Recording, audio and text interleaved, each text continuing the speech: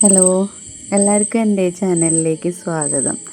ഇന്ന് ഞാനിതിൽ ഉണ്ടാക്കാനായിട്ട് പോകുന്നത് നമ്മുടെ മത്തയുടെ ഇലയാണ്. ഈ ഇല വളരെ ലളിതമായിട്ട് ഉണ്ടാക്കാനായിട്ട് നമുക്ക് പറ്റുന്ന ഒരു വിഭവമാണ്.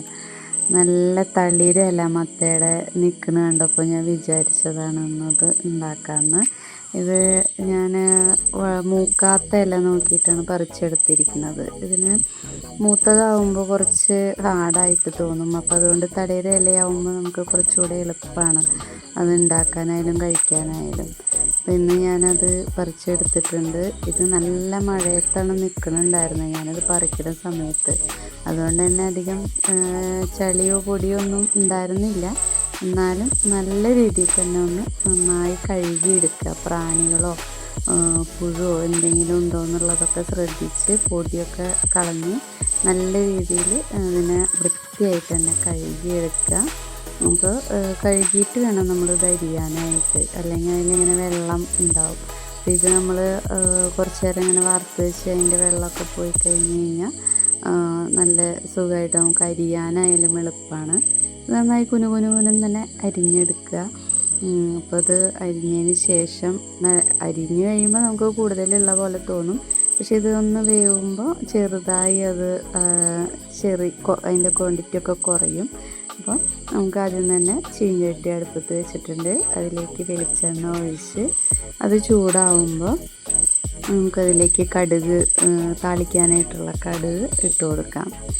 അപ്പോൾ കടുക് ഇട്ട് അത് നന്നായി പൊട്ടിക്കഴിയുമ്പോൾ അതിലേക്ക് പച്ചമുളക് ഞാനിത് ഒരു 6 എണ്ണമാണ് എടുത്തിട്ടുള്ളത്. കാരണം നമുക്കിത് അരിഞ്ഞ് വെച്ചത് കാണുമ്പോൾ ഒരുപാട് തോന്നുന്നുണ്ടെങ്കിലും ഇതിൽ വെന്ത് കഴിയുമ്പോൾ കുറച്ചേ ഉണ്ടാവുകയുള്ളൂ. അപ്പം നമുക്ക് ഒരുപാട് എരിവ് ആവണ്ട. അതുകൊണ്ട് ഞാൻ അത്യാവശ്യം എരിവുള്ള ഒരു 6 എണ്ണം എടുത്തിട്ടുണ്ട്. അത് നമ്മൾ ഇട്ടതിന് ശേഷം അതിലേക്ക് വേപ്പില ഇട്ടിട്ടുണ്ട്. ഇതെല്ലാം കൂടെ നന്നായി ഇളക്കുക. ആ പച്ചമുളകിൻ്റെ പച്ചപ്പൊന്ന് പോണ വരെ തന്നെ അത് ഇളക്കി ഇരിക്കുക. അതിന് ശേഷം നമ്മുടെ ഈ ഇല, അരിഞ്ഞു വെച്ച ഇല അതിലേക്ക് ഇടുക. അത് ഈ പറഞ്ഞ പോലെ തന്നെ നമുക്ക് ചട്ടിയിൽ കൂടുതൽ ഇങ്ങനെ നിറഞ്ഞ് നിൽക്കണ പോലെ തോന്നുമെങ്കിലും അത് അമുങ്ങി കഴിയുമ്പോൾ കുറയും.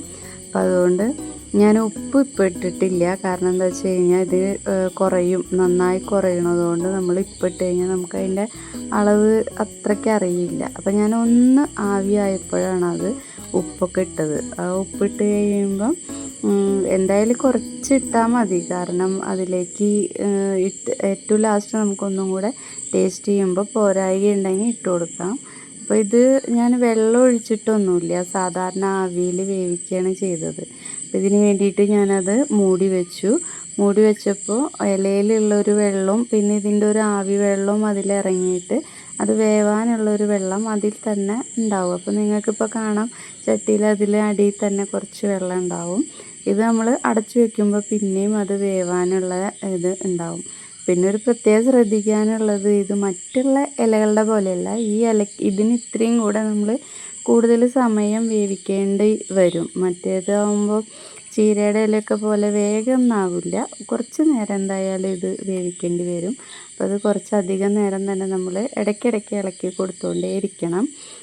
അങ്ങനെ നമ്മൾ കുറച്ച് നേരം കഴിയുമ്പോൾ അതിന് ഒന്ന് വെന്തിട്ടുണ്ടാവും. അപ്പോൾ നമ്മൾ ജസ്റ്റ് ഒന്ന് ഉപ്പ് നോക്കിയിട്ട് ഏകദേശം അതിലെല്ലായിടത്തും ആയോ എന്നൊക്കെ നോക്കിയതിന് ശേഷം നോക്കുമ്പോൾ അതിങ്ങനെ അങ്ങോട്ടും ഇങ്ങോട്ടും നോക്കുമ്പോൾ കാണാം അതിലടിയിൽ ഡ്രൈ ആയിട്ടിരിക്കുന്നുണ്ടാവും. അപ്പോൾ ഈ ഡ്രൈ ആയി കഴിയുമ്പോൾ നമ്മൾ കുറച്ച് വെളിച്ചെണ്ണ അതിലൊഴിക്കുകയാണ്. അതെന്തിനാന്ന് വെച്ച് കഴിഞ്ഞാൽ നമ്മളിതിൽ നാളികേരം ചിരകിയിട്ടിടുന്നുണ്ട്. ഒരു അരമുറി നാളികേരം ചിരകിയത് അതിലേക്ക് ഇട്ട് കൊടുക്കുന്നുണ്ട്. അപ്പോൾ വെളിച്ചെണ്ണയിൽ ഒന്ന് വാടിക്കഴിയുമ്പോൾ നല്ലതാണ്. അങ്ങനെ പിന്നെ ആ വെളിച്ചെണ്ണയും ഇട്ടിട്ട് അതിലൊരുമിച്ച് കുറച്ച് നേരം ഒരു ലൈറ്റായിട്ടുള്ള ചൂടിൽ അത് ഇങ്ങനെ ഇളക്കി വെക്കണം. അപ്പോഴാണ് ആ നാളികേരം എത്തുമ്പോഴേക്കായാലും ഇത് പിടിക്കുകയുള്ളൂ. അതുമാത്ര എരിവ്, ഉപ്പ് എല്ലാതും നാളികേരത്തിൽ പിടിക്കും. അതുപോലെ തന്നെ അത് തമ്മിലൊരു യോജിപ്പ്, ഈ മത്തയുടെ ഇലയും നമ്മുടെ നാളികേരവും തമ്മിലുള്ള ഒരു യോജിപ്പാവണമെങ്കിൽ അതിങ്ങനെ ലൈറ്റായിട്ടുള്ള ചൂടിൽ കുറച്ച് നേരം ഇങ്ങനെ അത് ഇട്ട് നോക്കുക. ഇത് ഓരോ സ്ഥലത്തും ഓരോ തരത്തിലാണ് ഇങ്ങനെ ഈ താളിപ്പ് ഉണ്ടാക്കണത്. ഇപ്പോൾ ഞാൻ ഈ രീതിയിൽ ഉണ്ടാക്കിയിട്ടുണ്ട്. 2-3 തരത്തിൽ ഇത് ഉണ്ടാക്കാൻ പറ്റും. പക്ഷേ ഈ രീതി എനിക്ക് ഒരുപാട് ഇഷ്ടമാണ്. നിങ്ങൾക്കിത് ഇഷ്ടമായോ ഇല്ലേ എന്നുള്ളത് കമൻറ്റിൽ അറിയിക്കുക. അതുപോലെ ഇത് ഉണ്ടാക്കി നോക്കുക, ടേസ്റ്റ് ഉണ്ടോ